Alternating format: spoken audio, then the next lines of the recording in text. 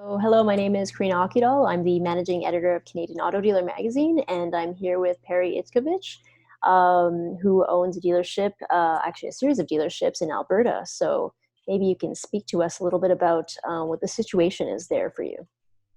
Well, it's described to me as crazy.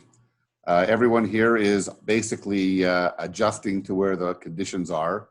Where you're used to working on a monthly or a quarterly or a annual target, you're now working day to day. Your targets are based week to week. No one's looking on the long term. There's too many unforeseen issues popping up that we're basically just more in reaction mode. We've downsized our staff. We've reduced our hours of operation. We're basically doing whatever we can to, in our service and parts departments, take care of whatever needs the customer has, but at a much reduced amount.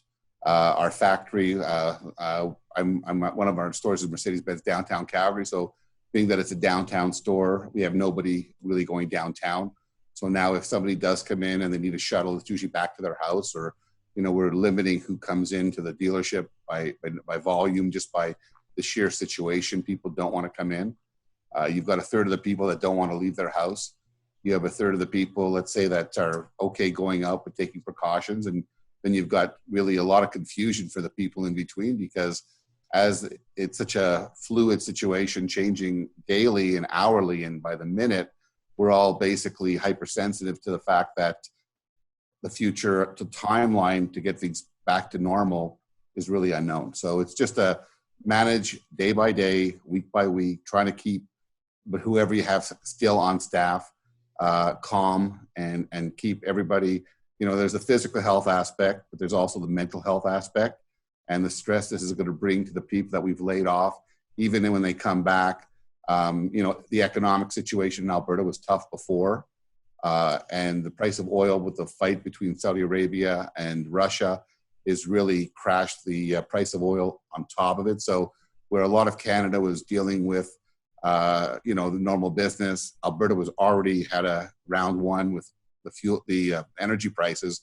Now we've got a round two punch of the COVID-19. And I think our government's doing a great job here in the province, and the federal government's doing what they can. I think there's a challenge there to be done. It's a big problem. It's unforeseen.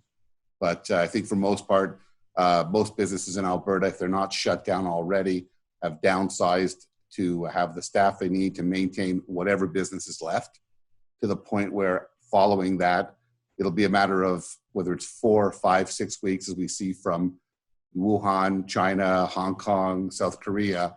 At some point, it's going to be at the next level. We're going to hit that apex on the graph, and the number of cases will start dropping, in which case, now it's a matter of how do we get back to some level of normalcy? How do we get back the people that we've laid off? If we laid them off in 3 rounds, do we bring them back in 1, 2, or 3 rounds? Like, how are we going to manage that business? And it just comes down to having a cool, level head, realizing that there is going to be light at the end of the tunnel. We are going to get through this, just as we got through H1N1 and SARS and all the other situations in previous years. It's a tough situation. And I think it's as important to remember that there's the physical health aspect, but also the mental health aspect. I've got one manager whose wife just had a baby yesterday. So he's taking the time off, obviously, to be with the baby, but at least, he'll at least it's something to keep him occupied. My daughter had a baby 5 weeks ago. She's preoccupied. She's a CPA and she's at home working at home. So there are a lot of people that are working at home. We've actually equipped some of our staff with laptops to be more portable, to have PCs if they didn't have them in their home. A lot of them already had PCs and laptops. So, some of the guys are able to work remotely in the sales department. We have 8 guys in sales, but they're remotely working. We're only operating our showroom by appointment. Anybody who comes in for service, obviously we want to help them if they have a flat tire or a check engine light, but it's all being done in a very controlled environment with a reduced staff, with a lot of precautions, distance. You've got chairs in a certain spot, there's tape, you can't come in. If a courier brings a package into the showroom, because there's still stuff being delivered, there's a table, you put it on a table, you can't hand it to the receptionist. Like, we've taken so many precautions, and a lot of the precautions I've seen from, whether it was banks or accountants, we've looked at every best practice, and we're basically applying every best practice we can in dealing with COVID-19. And so there's some very good suggestions in there already. And I'm wondering, in that case, maybe what can you tell dealers across the country as they're dealing with this crisis, as they're implementing perhaps similar safety and health measures as you have, or are discussing or considering which measures to implement? But what advice would you offer to dealers across Canada as they're working to get through this crisis? Well, I think the first thing is there's going to be light at the end of the tunnel. We saw in Wuhan, we saw in mainland China, we saw in Hong Kong, South Korea, there does come a time when things do get back to normal. The whole idea here is to understand that, while we're being hit hard in the second quarter, hopefully by the third quarter, things will start to get back to something. It's going to be a very tough financial burden on a lot of businesses, and it's going to take time and patience to get through this.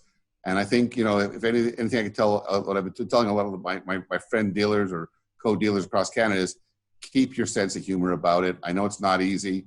It's going to be difficult in a lot of ways. Financially, it's going to be a huge strain on a lot of families. And we know that with financial difficulty, that's the number one cause of family violence and stress. So we have to be really oversensitive or hypersensitive to the fact that the fallout from COVID-19 could be even greater than the actual virus. So mental health issues, people who just financially are behind and they need help to get back. And again, the financial institutions and financial arms have done what they could do. And I think the manufacturers that are proactive in trying to give the dealers a bit more of assistance, whether it's through deferring expenses to another quarter or manage their business. I think what you got to tell the dealers is work with your factory, work with your customers, work with your staff, be patient, keep whatever humor you can, a little song here and there, a little joke here and there, put some levity into the situation, because there's nothing light about this virus and what it's doing to business, but it's how we react to it. We can't change what's going on around us. The whole world is affected by it, but we could change how we react to it and how we communicate with others. So that's all I would say, is hang in there. There's light at the end of the tunnel, and be as optimistic as you can. And if you can, leave some of the negativity at home. Well, thanks very much for that, Perry. Great advice in that case. So we wish you the best of luck. Congratulations on being a grandparent. I know the timing is maybe not what you expected, but congratulations all the same. And wishing safe, good health and safety to you and your family.